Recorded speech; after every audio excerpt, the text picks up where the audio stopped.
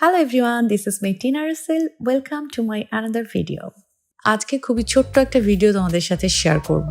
তোমরা সবাই জানো রান্না আমার ভীষণ প্রিয় এবং সবসময় আমি আমার নিজের রান্না তোমাদের সাথে শেয়ার করি এবং তোমরা আমাকে অনেক অ্যাপ্রিসিয়েট করো। এবার যে রেসিপিটা আমি তোমাদের সাথে শেয়ার করব এটা হচ্ছে ইলিশের খুবই সিম্পল একটা রেসিপি, বাট এটা টেস্ট ও মাই গড। আমার মনে হয় যে ভিডিওটা দেখে তোমরা বাসায় একবার ট্রাই করো এবং আমার মনে হয় যে তোমাদের একটা নতুন ইলিশের একটা ডিফারেন্ট টেস্ট তোমরা পাবা। সো এত কথা বলছি না, সরাসরি চলে যাচ্ছি।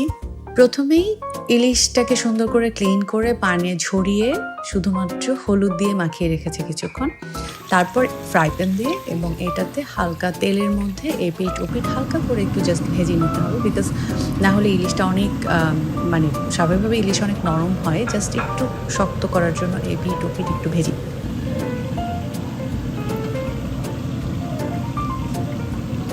তারপর ওই তেলেই আর একটু যদি বেশি তেল দরকার হয় একটু বেশি তেল দিয়ে সেখানে সুন্দর করে পেঁয়াজগুলোকে হালকা করে ভেজে নিতে হবে, খুব বেশি ফ্রাই না, পেঁয়াজটা প্রপারলি যেন সিদ্ধ হয় এরকম করে ভেজে নিতে হবে। তখন পেঁয়াজের মধ্যে একটু লবণ এবং একটু হলুদ দিয়ে পেঁয়াজটাকে সুন্দর করে ভেজে নিয়ে অল্প একটু পানি দিয়ে দেন ইলিশটাকে পুরো লো হিটে এটাকে শুধুমাত্র চুলার উপর রেখে দিতে হবে এবং এটা খুব সুন্দর মতন হয়ে যাবে খুব অল্প সময়ের মধ্যে। কিন্তু ধৈর্যের সাথে আমাদের হিটটা খেয়াল রাখতে হবে যে কতটুকু হিটে আমরা এটা করছি। সো রান্নাটা আসলে আমি মুখে যা বলছি তা তোমরা চোখে দেখেই বুঝতে পারছো যে আসলে রান্নাটা কতটা ইজি।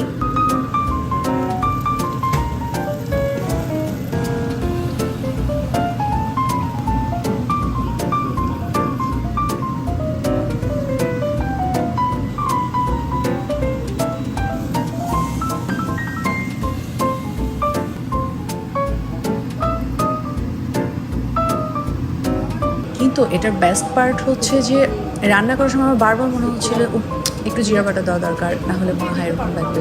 কিন্তু অ্যাকচুয়ালি না, এটা কমপ্লিটলি আসলে নির্ভর করে আমি কীরকম হিটে আসলে রান্নাটা করছি। আর বাকি তো সিম্পল, সব কিছুতে যা দেই তাই দেয়া। অসাধারণ একটা টেস্ট, তোমাদের ভীষণ ভালো লাগবে, তোমরা ট্রাই করতে পারো।